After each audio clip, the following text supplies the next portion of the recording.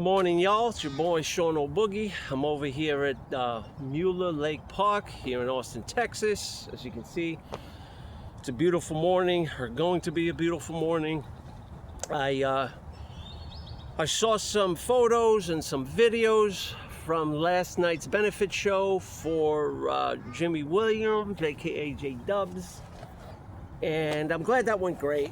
Again, if you can give to that cause, please give. It is important for Jimmy to get well and stay well, and that is going to be an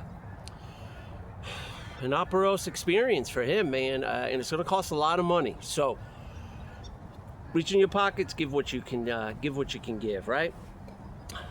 It got me thinking. Obviously, it was a live show. I love playing live shows. I love, I'm a bass player. I also play bagpipes. I can play guitar, but I don't consider myself a guitar player at all, or singer. But I am a bassist, man. And bass players lock in with drummers. And I've often been asked, like, who my favorite drummers are, and who my favorite drummers that I've played with, and I don't have to give that much thought. Like the top, top 10, top 5, jump right out at me, man. So I am going to list. This is kind of a trick number thing here, right? Because I'm gonna list the top 5 people that I have played with that I believe are like top-notch drummers that I've had the best experiences playing with. And again, it's 5 spots. There's really a tie for number 4. Really, number 3 and number 4 can almost be interchangeable because they're just all drummers. But when I'm asked, like, who was, your favorite drummer to play with, that answer's pretty easy, and that is Darren Morgenthaler, right? From I played with him in Maximum Penalty, and he and I, man, we just, there are a lot of drummers I've had chemistry with, and we just like locked in, and we just vibed off of each other. Darren and I had that experience, or at least I had that experience with Darren on a different level, like different stratosphere. I remember some rehearsals, if he and I were just there, or sometimes we'd make it where he and I were just there, and we would run through the songs when we were, writing the Life and Times album, getting ready to record it, or getting ready to play shows, go out on the road, go to Europe, whatever. He and I would get together, and we would run through the songs with bass and drums, man. And I did that with a number of drummers. That's one of my favorite things to do. Run through the songs, just bass and drums, because you're gonna get the stripped down version of like how y'all really sound, right? There's no Joe Affey, there's no Carl Picaro, there's no singers there, or second guitarist, there's no Rays, there's no Laws, there's none of these guys there that are going to cover your mess ups. Right, so your imperfections come out pretty quickly, and as a player who takes their craft seriously, I've always strived to become a better bass player, and I've done that through a number of ways. Obviously practicing a lot, playing with a bunch of different drummers, exposing myself to different musical experiences, all that stuff, playing different instruments. Like, there's a lot of different ways to get better at your craft. But playing with Darren, that was just like, oh man, I don't know, I think it's on YouTube. I think there's a video of like Maximum Penalty played This Is Hardcore. They played it a bunch, right? I didn't play all those This Is Hardcores with them. Jimmy Williams said it best in, I think it was a live show. Yeah, it was a live show when we played a couple of years ago up at Rich McLaughlin's memorial show. New York hardcore scene can be very incestuous at times, and we often play with, one player will play with a lot of different bands. I think it was about 3-4 years ago, maybe 5 now.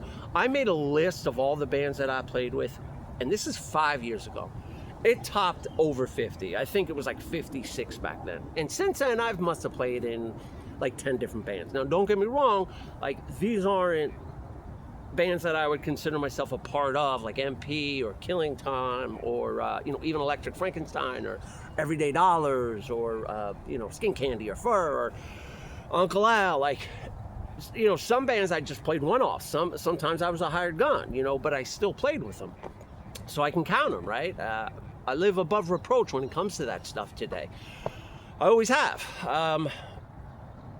Darren Morgenthau, pleasure to play with. He and I just had a chemistry like no other, and what an awesome drummer. Takes his craft serious, just has an ear, has an eye for design. He just brings like a lot to the table when it comes to songwriting, playing drums, rhythm, counter rhythms. Like, he just brings a lot to it, and it seems like he brings it like naturally, which is pretty awesome. I don't know how much of a naturalist I am. I know I worked really hard at getting to where I am as far as being a musician, a bass player. So number one, Darren Morgenthau.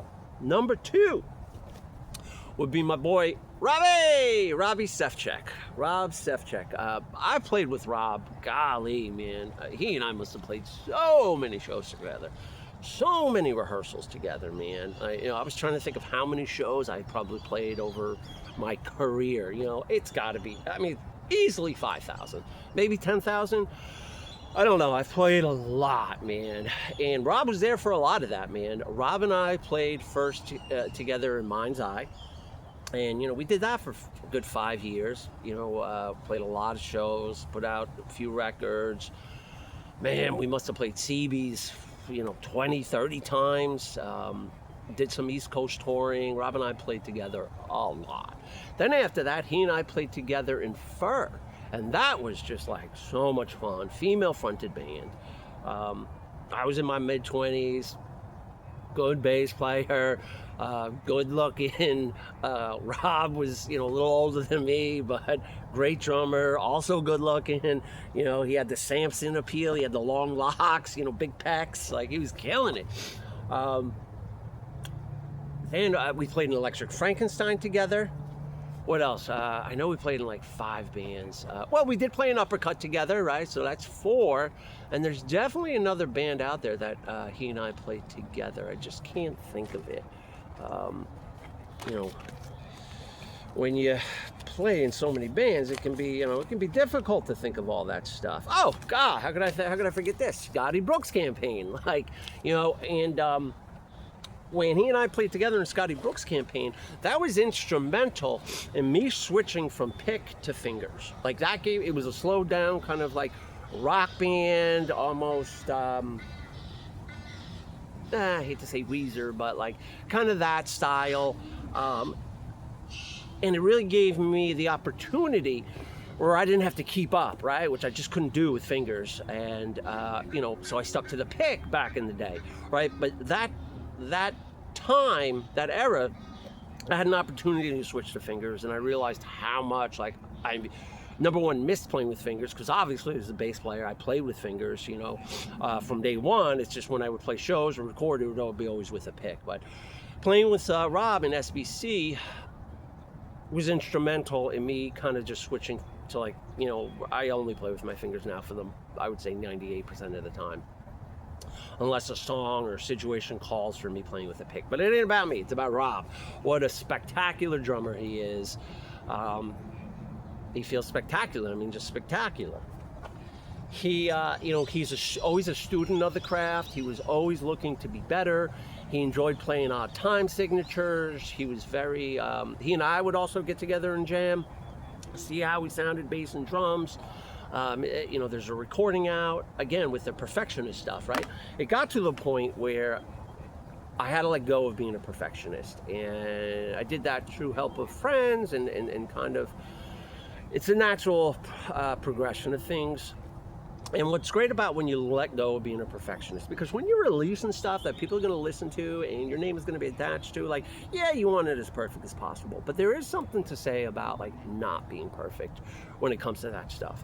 And my experience around that was when I let go of the perfectionist part, I started becoming perfect. Like, that's how that stuff works, right? Things just happen that way, right? So that's it. Rob Sefcik, number 2, tremendous drummer. Number 3 would be somebody and again, 3 and 4 can be almost interchangeable. I feel I'm going to be mentioning 4 drummers in between the spot 3 and 4, and really they could be all together. These next 4 drummers that I mentioned. But this drummer that I played with, I never played with.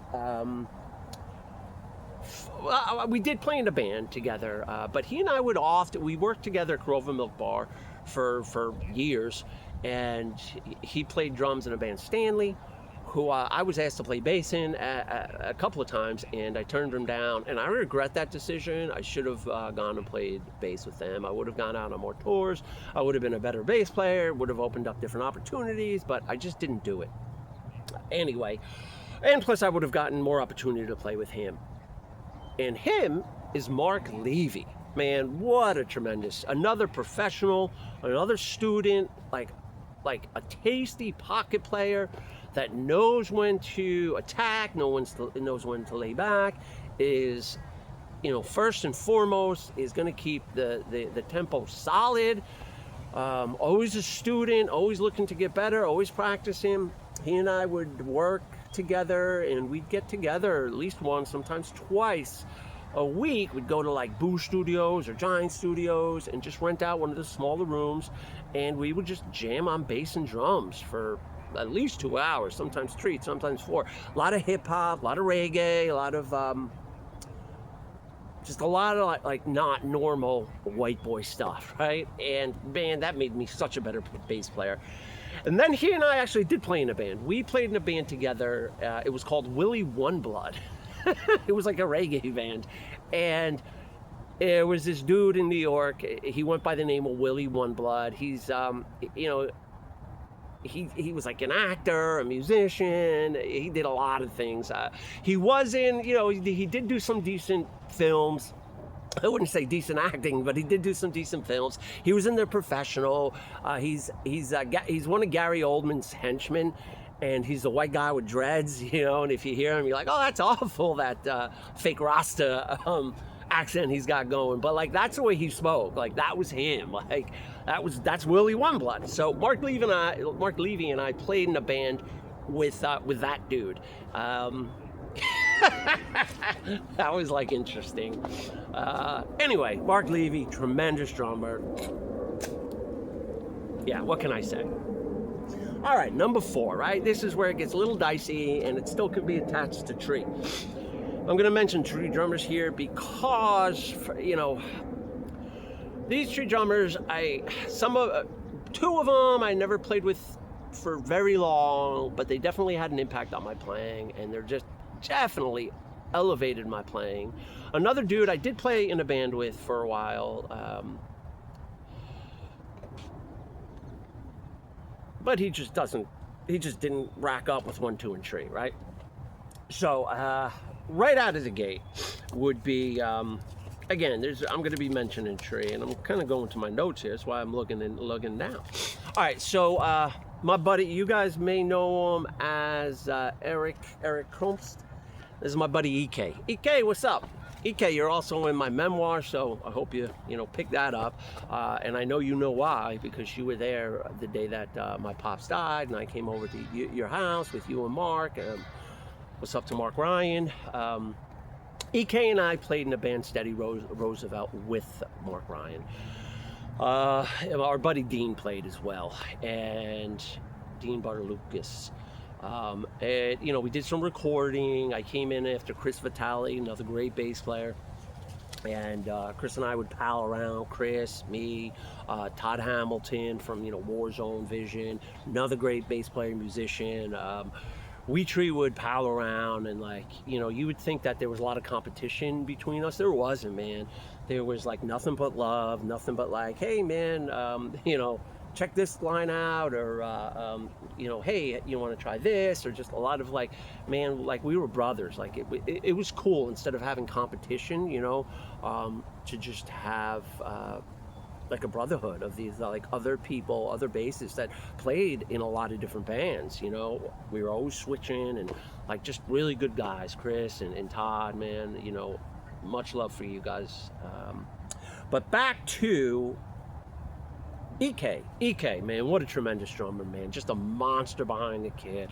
A lot of like, much like Darren, he and I had definitely a chemistry that I think came from like the hip hop flavor, and just like some real soul influence shit. We really just connected, and it was just such a pleasure to play with EK. And he and I, like, you know, there are definitely some drummers that I could play a full set and not have to look back once at the drummer. Darren was one of them for sure. EK was another one. EK and I, like, it was just all frequency, vibration, and like locking in, and like we needed zero eye contact, even for transition parts that may be 3 times, right? We needed zero eye contact. We were just on that fucking level. EK, tremendous drummer. Another guy that I played with I played with him twice. I did play the Maximum Penalty show. That was a memorial show for Rich McLaughlin. He played in Maximum Penalty for that show. And he and I actually played in Sub-Zero for a little while. I don't know if he went on to play with Sub-Zero. I know I did not go on to play with Sub-Zero, but we did rehearse, I think, together probably for a full spring or full summer. Not sure why it didn't work out. Like, they were going to Europe, like, you know, lots of things. Different opportunities came up. Who knows, right? Anyway, this would be Eric Ars, aka Goat, and tremendous drummer. You know, he, to me, you know, brought like some swing to it, brought a different flavor to like the type of music we were playing. You know, I became familiar with Eric right around the time he joined Murphy's Law. I was branching out, looking to play I was playing in Killing Time, I was playing in some like other, you know, I think I was playing in Fur, maybe Uncle Al's band. Like, I was playing a lot of different, I was playing in like 6 bands at one time. And I got contacted by this dude, I forget his name. He used to rollerblade around, Eric would know his name. He used to rollerblade around Central Park, I think of him and his brother or something. And they played in like a punk band called Pleasing Kate. And they were a fucking tremendous punk band. And they wanted me to come play bass with them. And we were chatting. He actually came up to my mother's house when I was back in my mother's house in Yonkers. And we were talking. He saw all this hardcore stuff, and he's like, "Oh, my old drummer is this kid they call Goat, and he's playing in Murphy's Law now." I was like, "Oh, I know Goat. Yeah, blah blah blah." Anyway, Goat and I, you know, we haven't had much playing time together, but the playing time that we have had together has been, again, magical. Not to mention, Goat's just a fucking tremendous guy. Played in some really awesome bands, played in Murphy's Law, played in the Misfits for quite some time. You know, anytime they came to town, I could reach out to Goat. Goat would put me on the guest list. And, you know, I remember my ex-wife, she was a big Misfits fan, and her daughter, who was like 18 or 19 at the time, when they came to play South by Southwest, was like a huge Misfits fan. This was when it was, you know, Jerry Only, Dez on guitar, and Goat on drums. And I got to reach out to Goat and say, "Hey man, can you get me in like a +1?" And he's like, "Yeah, absolutely." And they were just the best, man. I got to bring, like, you know, my ex-stepdaughter, which I hate saying that, to get to meet the Misfits. And like, what a cool experience for her, you know? Like, just so cool. She grew up with these posters and like, just like, you know, unreachable coolness and the Misfits, and like, you know, there she is years later having access to hang out with them. And Jerry was obviously nothing, you know, he gave her, she was a pretty 18, 19-year-old girl, so not uncommon for Jerry to give a girl his number, but like, he gave her a number. I was like, be careful of that. Anyway, Eric, aka the GOAT, tremendous drummer. And the final guy that comes in that slot would be Steve Krucher. Steve Krucher and I played together in this band Vigilant Hotel. Unfortunately, we never like officially released our album, but man, what an album that is, man. Some of my best bass playing, for sure. Some great songs, just so much fun to play. You know, Steve and I just had a chemistry for sure, and we just locked in heavy, hard, melodic, sexy, like just getting it, you know. I still listen to that Vigilant Hotel stuff from time to time when I can, and I'm just like, God damn. Like, you know, again, I played in so many bands. I have a lot of music out there, but for all the songs that I have out there, there's a decent amount of shit that never got released. You know, there's full albums that never got released. You know, I played on the second Fur album. Rob and I played on it. That was supposed to come out on Blackout, and like Holly just decided not to release it. Vigilant Hotel never got released. We did some Donner Party stuff that never got released. You know, I can just the honky stuff that I did, man, I never got released. That shit was amazing. Anyway, so just to recap that, you know, in that fourth spot would be, as I mentioned, EK, Eric, the GOAT, Ars, and Steve Krucher, right? And to round it out, number 5 would be a guy I played with for a long time. He and I played in 2 bands, one well-known band, one lesser well-known band, and that would be Anthony Drago. Drago definitely was instrumental in my beginning years. Locking in and, you know, learning the gallop, you know, as Killing Time's got that gallop, you know, and he was great, you know, as far as playing with, right? He and I, we also did the bass and drums together. We did that, you know, sometimes I'd just go up to his, our rehearsal spot was at his parents' place in White Plains, and I would just roll up, call him up, hey man, what are you doing? Hey, come on over. And we would just go into his studio in the back, and we would just jam bass and drums for hours, right? Whether it be, you know, Killing Time songs, other shit, whatever, man. We would just jam. Now, Anthony, or aka Drago, and I, we also played in another band together. It was all the guys from Killing Time, sans Anthony Communality, the singer. This was in the mid-90s, and it was called Honky. I think Joey I actually has the tape somewhere. Man, I'd love to get my hand on like there are some recordings out there that I don't even own. Like I have no access to. I would love to hear those Honky tapes again, man. They were so ahead of their time, like cool alternative, like just badass shit. We had Phil from Stanley. I mentioned Mark Levy. Mark played in Stanley. Phil was the guitarist singer. He was singing for Honky in the beginning, and then it just didn't work out, or I think Carl just wanted to sing, so we got rid of him. And Carl, the guitarist from Killing Time, who also was a guitarist Honky, he took on the singing duties. And we, you know, we wrote, I don't know, anywhere between 7, 10, 12 songs. We recorded a good 8 to 10 of them. And, you know, just another thing that never got released. And the drumming on that, and the bass playing on that, and the guitar playing, I mean, incredible. But Drago and I, you know, we definitely had our thing as far as bass and drums, you know. You know, I got hundreds of stories about all this stuff, but, you know, I'm really grateful to have played with some of these drummers. I really hope that I get to continue to play with some really great drummers. It is, we're about to enter 2026. I'm getting ready to publish some memoir, Irish Goodbyes. Please be on the lookout for that. It's going to come out in all formats, hardcover, softcover, ebook, audiobook. Audiobook's going to have my voice. There'll be Irish Goodbye merch. I have a bunch of other manuscripts. I have a couple of collection of essays. Essays are just nonfiction short stories that I'll be looking to release as well. I have another memoir, kind of a third one. I have a book of prison stories. Like, so I have a lot of stuff that's going to be coming out over the next 5 years. But I'd really like to get back to playing consistently in some sort of band, whether that's one of my old bands from New York, a band down here in Austin.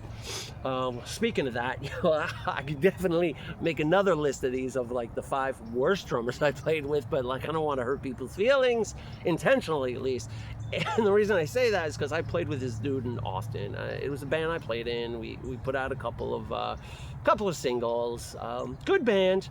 Guitarist, awesome dude. Singer's good dude. Drummer, great dude. Terrible drummer.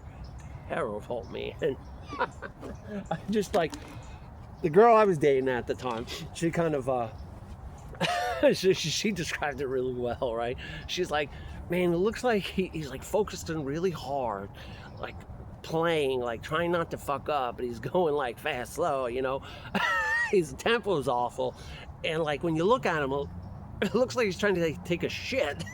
Like just an awful drummer, right? And I'd really nicely tried to speak with him about like, hey, let's play to a click track. Hey, you know, let's do some exercises that are gonna get you to lock in better. Like, you know, you have what it takes to be a good drummer. We just really have to work on a few things. And he just, you know, he was too hubris. And like he just like would, you know, no, I'm not slowing down, I'm just going halftime. I was like, well, halftime is still the same tempo, it's just cut in half, right? It doesn't mean you slow down, and like you're not going halftime, you're slowing down. And like he just, you know, vehemently against it. But again, those stories may be a little funnier, but I don't want to hurt anybody's feelings. And hopefully he's a better drummer by now, but you know, I don't know. I'll say this, you know, he was a multi-instrumentalist, you know, and I'm always mindful of those multi-instrumentalists. A couple of honorable mentions. I'll tell you, man, I played in another band with Jimmy Williams. I played Maximum Penalty, obviously, but we played in another band where he played drums, man. He was a good drummer, man. He and I, we jammed, man. Joey I, good drummer, man. He kept a steady tempo for punk, man. He was a good punk drummer, man. It was fun playing with him. I'm sure there are countless others that I can mention, but they're kind of slipping my mind right now. Yeah, Joey I. Yeah, that's about it. Anyway, I took up enough of your time. Hit me up, let me know what you think, let me know who you play with, let me know who are some of the better players that you play with. Let's just have this awesome music community get a little more together. All right, well, love y'all, take it easy.